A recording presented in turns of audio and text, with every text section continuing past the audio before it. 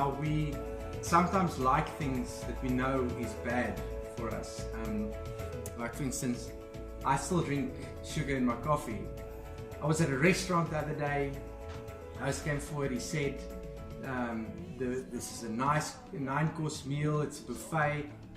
But then he warned us, he said there's this table with bread. If you go to the bread, you're not going to make the end of this meal. And the weird thing was, as soon as he was done, the people rushed towards the bread table and they filled themselves with the bread. And I thought by myself, why do they do that? He just warned us about going there. So we have this weird thing about us as people. We do stuff we know is bad for us, and sometimes we numb the truth. Sometimes it's convenient to believe lies, especially about God.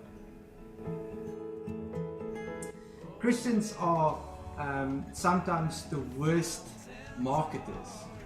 We have the best product, or I believe if it's the truth, what we believe, we have the best product, but we are really bad at communicating the product that we have. So I want to talk to some friends, and we want to actually do the opposite and communicate real things about God. And hopefully you'll say afterwards, I'm glad I know these things now. I'm glad someone told me stuff that I wish I knew about God earlier. Before we get to the stories, I want to just speak about miracles, because I had a problem with miracles, and the thing is, my problem wasn't really with the miracles, but my problem was the definition of God. There's something we call the God of the gaps theory, where we look at the world, there's some phenomenon, something we can't explain, and we say, okay, well, there's a gap in our understanding, so that phenomenon must be God, and we explain God, we give God definition based on the gap. So for instance, lightning would strike a field and people would go, the Greeks specifically would say, oh, that's Zeus. He's the God of that particular gap. The problem with the God of the gaps is, as soon as you have scientific means of explaining the gap, the God of the gap disappears. And so a miracle sounds preposterous, a miracle sounds ridiculous. The difference though with what I believe God is, and now my definition now has changed, is the Christian God, or the God of the Bible, is the God of the whole show. He's not the God of the gaps. In other words, the more I learn about this world, the more I understand about this God. And it is absolutely rational then to believe that a God that is above this world, that is a supernatural God, God of the Bible, that He can then intervene into this life and then produce miracles. And so some of the stories you're going to hear have miracles in them. And I want to encourage you, it is absolutely rational that this big God would intervene in the affairs of man.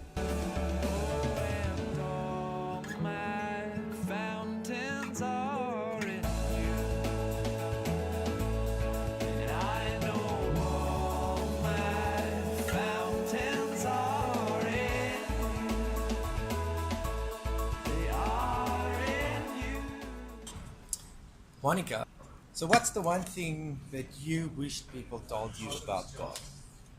I would have liked it if somebody had said to me all the things that I'm looking for or looking to find validation and to find worth are never going to make me feel better about myself. That people's opinions of me are never going to make me feel good about myself. That only God can give that to me, and then it sticks, and then it's real. What were your perceptions about God before? I thought He was disinterested, distant, disinterested, uninvolved, absent. How did you come to those perceptions, conclusions about Him? I think my father wasn't around much when we were young, so people usually relate regard to their relationship with their earthly father. So I see it when my sister and I chat as well. We have a lot of the same perceptions around God. Well, I don't now, but because our father wasn't really there for us. What sort of were there situations that sort of formed your perception of yourself? Yes, definitely. I think, like most of us, I formed my perception of myself around what people said about me, to me, how people treated me. Those things stick. Like any negative comment that is made to you sticks, and it just chips at the way you see yourself. Like it's negative. So, and the thing is, we all get negative comments often about our performance, about the way we look. So those things all add up, and they form how we see ourselves. So what changed? I was searching for a church. I always knew in the back of my mind, I was very backslidden, but I always knew in the back of my mind somewhere that I needed to go back to church. As whatever was happening in my life, I always knew when I go back to church, I'm going to find meaning and purpose. And I went to a couple of churches, and I went to one specific one, the one I'm in now.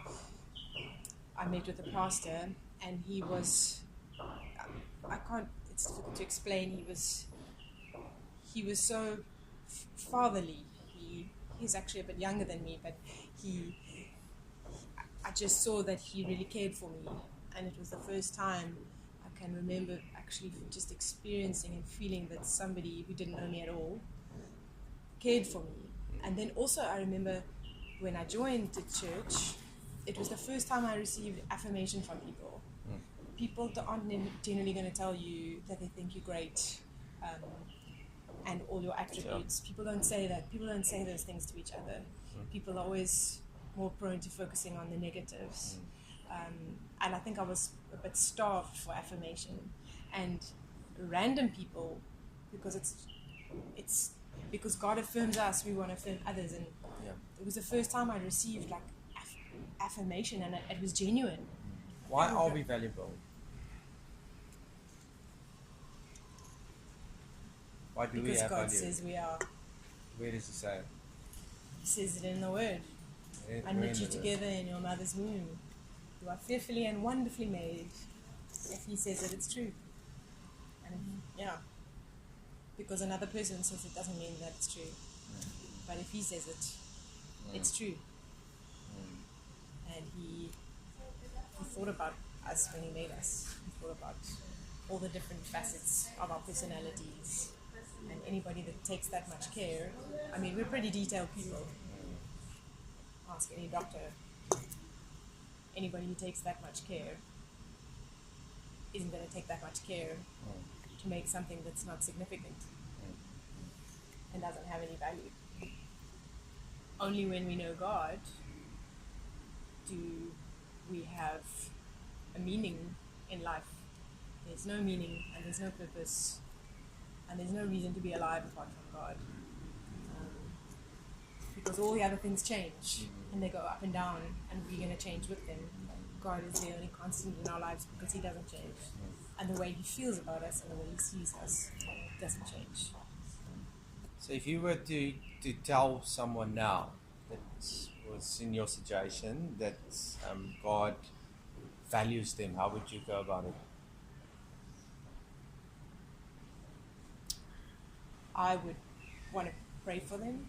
Okay. I think there's something supernatural that people experience when you pray for them. Like, it's not me that's going to make them feel good about themselves, it's God. So when I pray for somebody, they can experience God for themselves.